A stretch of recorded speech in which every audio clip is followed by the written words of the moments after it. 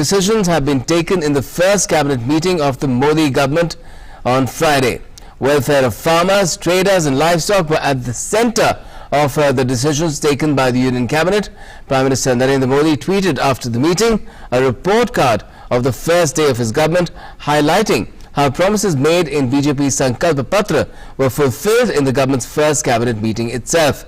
Here's more on the key cabinet decisions taken today. Keeping commitments made in BJP's Sankalp Patra, Prime Minister Narendra Modi's government hit the ground running, extending PM Kisan Yojana, under which income support of 6,000 rupees was being provided annually to small and marginal farmers, to all farmers. All farmers will now get the benefit of PM Kisan Yojana. अभी तक जो प्रावधान था, उस प्रावधान के अंतर्गत 12.5 करोड़ किसान इस योजना के अंतर्गत कवर होते थे। 2 करोड़ किसान ऐसे थे जो अभी इस योजना से छूट रहे थे। जो 2 हेक्टेयर तक का बंधन आज मंत्रिपरिषद ने समाप्त कर दिया है। अब सभी किसान इस योजना में पात्र होंगे। 2 करोड़ किसान और जुड़ जाएंगे तो यह संख्या 14.5 करोड़ हो जाएगी। अभी तक सरकार का 75,000 करोड़ रुपया इसमें लगता था। अब 12,000 करोड़ रुपया और अतिरिक्त भार आएगा। ऐसे कुल मिला के 87,000 करोड़ रुपया अब इस योजना के अंतर्गत किसानों को दिया जाएगा।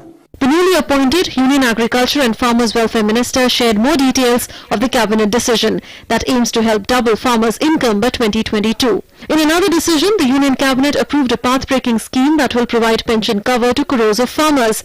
The central government would incur expenditure of around 10,774 crore rupees for a period of 3 years. किसान पेंशन योजना के अंतर्गत लगभग ऐसे 12-13 करोड़ लोग हैं जो इस योजना में कवर होंगे, लेकिन पहले चरण में 5 करोड़ लोगों तक यह योजना पहुंचे और ये हम लोगों ने लक्ष्य रखा है। और इस योजना में 18 से 40 वर्ष तक की आयु के किसान ज्वाइन कर सकेंगे। और इस योजना के अंतर्गत जो लोग ज्वाइन करेंगे उनको 60 वर्ष पूरी करने के पश्चात 3,000 रुपया मासिक पेंशन प्राप्त होगी। यदि किसान की मृत्यु हो जाती है तो उसके जो उत्तराधिकारी उनकी पत्नी होंगी उनको 50% इस योजना का लाभ मिलेगा। The cabinet also cleared a special scheme for control of foot and mouth disease and brucellosis, diseases which commonly afflict livestock. आज निर्णय ऐतिहासिक किया है कि पूरा पैसा 13,000 करोड़ से ज्यादा रुपया केंद्र सरकार पूरा का पूरा देगी। 5 साल में ये बीमारियां खत्म करने का सरकार ने आज एक बड़ा कार्यक्रम हाथ में लिया है और इसके लिए जगह जगह पशु मेले लगे। इसकी कल्पना यह है कि 30 करोड़ गाय और भैंस और बैल ये इसमें वैक्सीनेशन होगा। 20 करोड़ शीप एंड गोट इनका वैक्सीनेशन होगा और 1 करोड़ से ज्यादा सुअर उनको भी ये बीमारी होती है तो उसका भी वैक्सीनेशन होगा। और ये वैक्सीनेशन 100% पशुओं का हो, ये किसान के लिए मुफ्त होगा। A pension scheme for traders also got cabinet's nod. 3 crore retail traders and shopkeepers stand to benefit from this move. दुकानदार है, छोटा व्यापारी है, कुछ न कुछ सामान बेचने वाला है, तो इनके लिए भी जैसे किसान के लिए पेंशन है, जैसे असंगठित मजदूरों के लिए पेंशन योजना है, वैसे इन वर्गों के लिए भी अलग पेंशन योजना शुरू की है। उसका रूप एक ही है और इसमें 5 करोड़ से ज्यादा छोटे व्यापारी और सामान बेचने वाले छोटे दुकानदार ऐसे शामिल होंगे आने वाले 3 साल में, ये कल्पना है। In a tweet, Prime Minister Narendra Modi underlined how promises made in BJP's manifesto were fulfilled by his government in its first cabinet meeting on Friday. The government also shared details of the budget session, which is set to begin on 17th June and last 40 days. The election for the Speaker shall take place on 19th June, followed by President's address to joint session of the two houses on 20th June. The economic survey will be presented on 4th July and the Union Budget on 5th July. Key decisions taken by the Union Cabinet set the tone of governance in Modi Government 2.0 with focus on continuity and fast delivery. With Shailendra Mishra in New Delhi, Newsnight Desk, DD India. Well, apart from the announcement of portfolios coming in from the Rashtrapati Bhavan, the day began on a positive note with the Prime Minister himself issuing a key order. Within hours of resuming office, the PM rolled out a major change in the Prime Minister's scholarship scheme under the National Defence Fund. Apart from hiking the scholarship amount, the ambit of the scheme has been extended to the kin and wards of state police officials who were martyred in terrorist or Naxal attacks. Take a look. A day after taking oath on Thursday, Prime Minister Narendra Modi assumed office on Friday. He set out to accomplish the task of serving the nation right from the word go. In line with his vision for India's safety, security and the well-being of those who protect the country, the very first decision on assuming office was approval to a major change in the Prime Minister's scholarship scheme under the National Defence Fund. Now the ambit of the scholarship scheme has been extended to the wards of state police officials who are or were martyred during terror or Naxal attacks. The quota of new scholarships has been kept at 500 per annum. The rates of scholarship have also been increased from Rs 2,000 per month to Rs 2,500 per month for boys and from Rs 2,250 per month to Rs 3,000 per month for girls. Under the National Defence Fund, major scheme of Prime Minister's scholarship scheme is being implemented to encourage technical and postgraduate education for widows and wards of the deceased or ex-service personnel of armed forces and paramilitary forces and railway protection force. Under the PMSS, every year new scholarships are given for 5,500 wards of the armed forces controlled by the Ministry of Defence, for 2,000 wards of paramilitary forces controlled by the Ministry of Home Affairs, and for 150 wards of forces controlled by Ministry of Railways. The Prime Minister has often spoken at length about the monumental contribution of our police personnel. Come harsh summer, extreme winter or heavy monsoon, our police personnel are performing their duties with utmost diligence. It may be recalled that it was under the first tenure of Prime Minister Modi that a National Police Memorial was built and dedicated to the nation. Bureau Report, DD India. And it's time now for our In Focus. Team Modi 2.0 takes charge. And how? Well, Shishir Sinha, senior journalist, is with us here in our studio to talk about it. Shishir, what do you make of these big ticket announcements related to pre-poll promises that have been made after the first cabinet meeting and even the executive order that the Prime Minister issued even earlier in the day that really speaks to the intent of this second term for Prime Minister Modi and his cabinet colleagues? Gautam, if you can remember the first term of Modi government, on 27th May 2014, the government took a major decision to form SIT to curb black money. Correct. And that was also a poll promise completed within 24 hours of formation of the government. Now come to Modi 2.0. When the cabinet meeting took place today, it was said that it will be a routine meeting with just finalizing the date of budgets and all those things. But it was very clear from the day itself, I mean, from yesterday itself, that Modi government will take some important decision on the first day itself. And if you start with the executive order providing some kind of a scholarship and more scholarship for the martyrs, not just for the regular forces but also for the paramilitary forces and the state police personals, that's a really big development and also a big emotional support to the families of those martyred in Naxal attacks or the terrorist attack.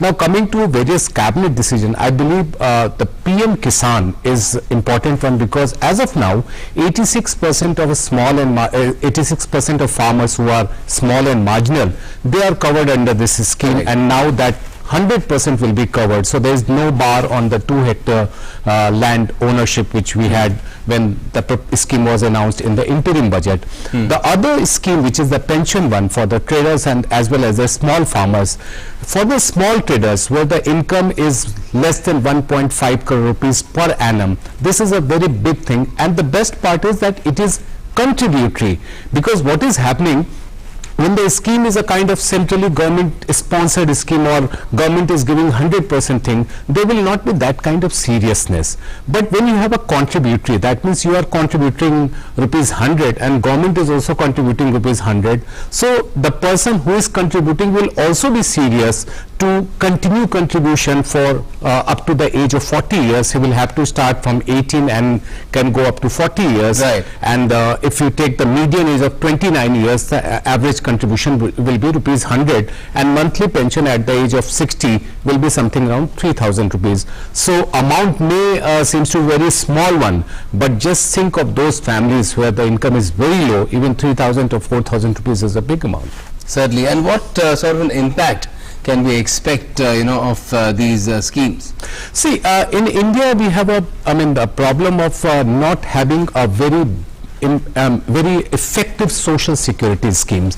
So if you can remember, during the first term, Prime Minister launched 3 schemes, that's a Pradhan Mantri Jan Dhan Yojana, Pradhan Mantri Jeevan Jyoti, Pradhan Mantri Durghatna Bima, and where the premium was as low as less than rupees 1 per day. So that gives crop insurance as yeah, well. no, I'm talking about life insurance as well as accident insurance. Yes, it was for farmers. Yeah, so that was the foundation, and now you are expanding to all other sectors. The traders, you have one community of traders. More than 5 crore, 6 crore traders are there. When you talk about farmers, of course there are more than 12.5 crore small farmers, small and marginal farmers. In the first phase they are going to cover 5 crore farmers, and farmers, I think they are the only producers who do not have right to fix the price of their produce. So they are in a very bad economic situation. The government in the last term ensured that it is at least 1.5 times the cost of production. Yeah, that's true. But still, the problem is that the farmer himself cannot decide that at what price he has to sell his produce. So if you are providing some kind of social security, just like what the people working in a formal sector or in informal sector is getting, so it would be, I think, very good thing for farmers as well as the small traders, and I believe this will ensure some kind of social security for these people. And in terms of how this will have a spin-off for the economy on the whole, do you feel that that is something that one has to keenly watch as well? Certainly. See, when people are contributing, who is going to benefit? The insurance company. Of course, the government-owned, insurance corporation, that's the Life Insurance Corporation of India, is going to implement both these scheme for traders as well as for the farmers. What will happen that if Life Insurance Corporation is getting more money from people, they will invest in various fields, be it in infrastructure, be it in stock market, be in mutual fund, in different sectors of economy, and that will boost public investment, that will generate capital. So you don't see just as a social security scheme, also see that how this is going to boost the public investment. That is one thing which is really going to help the economy. And the cash in the hands of farmers, that certainly, yes, certainly at the age of 60, the most important thing a farmer or anybody, you and me, both will need some kind of income support. If we have to go for health thing, if we have to go for our own consumption, a regular consumption kind of thing, we need money in our hand. So money is there. I'm speaking in the context of PM Kisan. Yeah, I'm talking about PM Kisan only. I just gave an example of me and you, but I'm talking about PM Kisan. When people will have money, say 6,000 rupees have been provided under PM Kisan. So 6,000 rupees multiplied by 14.5 crore. You just imagine the number.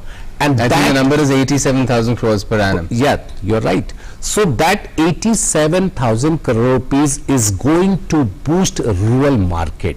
Rural market is one area where both consumer durable as well as other sectors, they are looking very, they have very hope in that market. So when 87,000 crore rupees per annum is spent from the rural market, just imagine what kind of benefit the FMCG companies, the consumer durable companies, and all other services companies will get.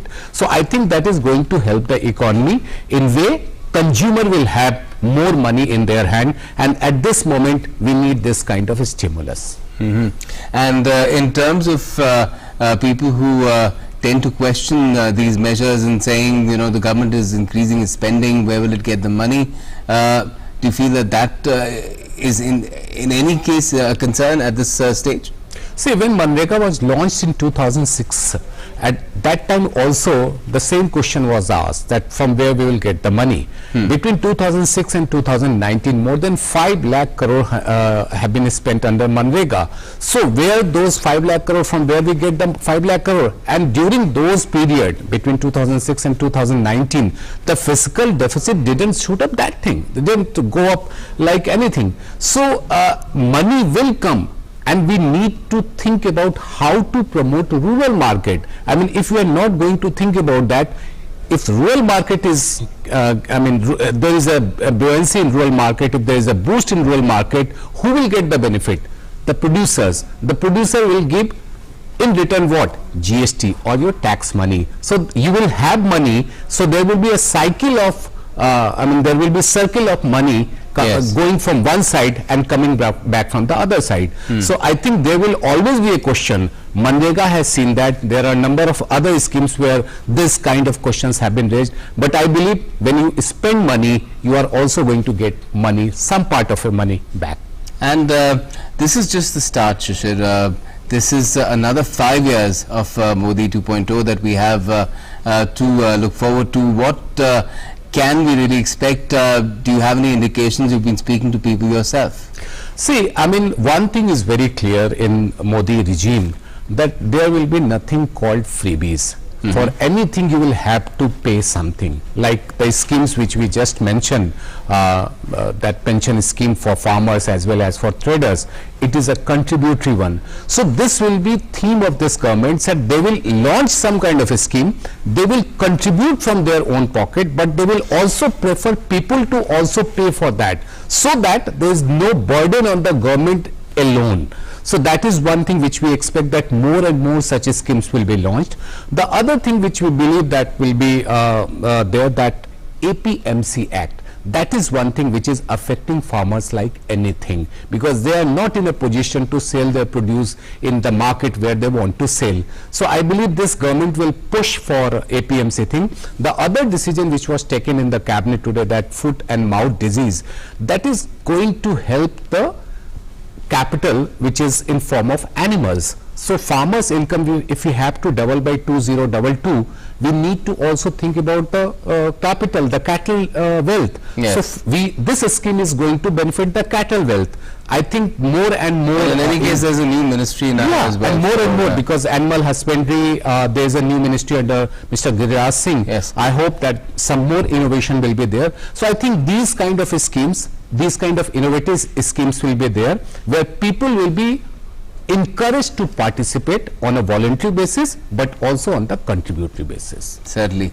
Now, of course, another keenly awaited event that of course was there today was the announcement of portfolios, and that came and it revealed the thought that has got into coming out with a slightly tweaked and a renewed version of how thoughts need to be put into action in terms of the key persons who've also been identified for different roles. Let's take a look at how the key responsibilities in Team Modi 2.0 have been distributed. Prime Minister Narendra Modi allocated the portfolios of his team on Friday. The dispersal of duties clearly focuses on allocating portfolios which best suit the needs of the nation, as well as dwell on ensuring maximum output. Prime Minister Narendra Modi is also in charge of Ministry of Personnel, Public Grievances and Pensions, Atomic Energy, Department of Space. He will further oversee all important policy issues and all other portfolios not allocated to any minister. Among the cabinet ministers, Rajnath Singh, who was Home Minister in the previous government, has been allocated the all-important portfolio of defence. BJP President Amit Shah is the country's new Home Minister. Nitin Gadkari will continue to work as Minister of Road Transport and Highways. He will also take charge of Ministry of Micro, Small and Medium Enterprises. Senior leader from Karnataka, D.V. Sadanandagowda, has been entrusted with the responsibility of Ministry of Chemicals and Fertilizers. Nirmala Sitharaman has been elevated to Minister of Finance. She will also be the Minister of Corporate Affairs. LJP leader Ramvilas Paswan is the Minister of Consumer Affairs, Food and Public Distribution, while Narendra Singh Tomar will be the Minister of Agriculture and Farmers' Welfare. He will also be the Minister of Rural Development and Minister of Panchayati Raj. After winning the Patna Sahib seat, Ravi Shankar Prasad will be Minister of Law and Justice, Minister of Electronics and Information Technology, Minister of Communications. Representative of the key ally SAD, Harsimrat Kaur Badal, will remain Minister of Food Processing Industries. Thawar Chand Gehlot will remain Minister of Social Justice and Empowerment. Perhaps the biggest surprise name, who was elevated to the post of Cabinet Minister, former Foreign Secretary Subramaniam Jaishankar, will be the nation's new Minister of External Affairs. Former Chief Minister of Uttarakhand, Ramesh Pokhriyal Nishank, will be the new Minister of Human Resource Development. Jharkhand leader Arjun Munda will be the Minister of Tribal Affairs. Smriti Zubin Irani will be the new Minister of Women and Child Development. She will retain the portfolio of Ministry of Textiles. Delhi MP Dr. Harshvardhan will once again take charge as Minister of Health and Family Welfare. He will also be Minister of Science and Technology and Minister of Earth Sciences. Prakash Javadekar will retain his position as Minister of Environment, Forests and Climate Change. He will also be the new Minister of Information and Broadcasting. Piyush Goyal will retain his portfolio as Minister of Railways and get an additional Ministry of Commerce and Industry. Same is the case with Dharmendra Pradhan, who will continue as Minister of Petroleum and Natural Gas. He will also handle the responsibilities of the Ministry of Steel. Mukhtar Abbas Naqvi will remain the Minister of Minority Affairs. Prahlad Joshi will be the new Union Minister of Parliamentary Affairs. Besides that, he will also be Minister of Coal and Minister of Mines. Promoted to cabinet rank in this term, Mahendra Nath Pandey will be given Ministry of Skill Development and Entrepreneurship.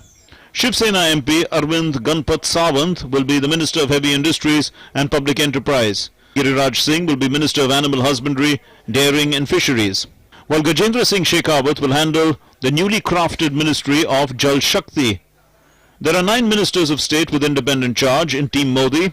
Bareilly MP Santosh Kumar Gangwar is the Minister of State independent charge of the Ministry of Labour and Employment. Haryana MP Rao Indrajit Singh will handle dual responsibility of Ministry of Statistics and Programme Implementation and Ministry of Planning. Sripad Yasso Nayak will continue to be in charge of the Ministry of Ayurveda, Yoga and Naturopathy, Unani, Siddha and Homeopathy, Ayush. He will also be Minister of State in the Ministry of Defence. Dr. Jitendra Singh will be in charge of the Ministry of Development of the Northeastern Region, Minister of State in the Prime Minister's Office, Minister of State in the Ministry of Personnel, Public Grievances and Pensions, Minister of State in the Department of Atomic Energy and Minister of State in the Department of Space. Kiran Rijiju will be Minister of Youth Affairs and Sports and Minister of State in the Ministry of Minority Affairs. Prahalad Singh Patel will be the Minister of Culture and also the Minister of Tourism. Rajkumar Singh will continue to be in charge of the Ministry of Power.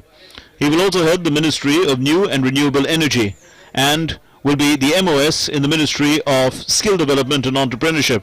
Hardeep Singh Puri will handle key portfolios in the Ministry of Housing and Urban Affairs, Ministry of Civil Aviation and will be MOS in the Ministry of Commerce and Industry.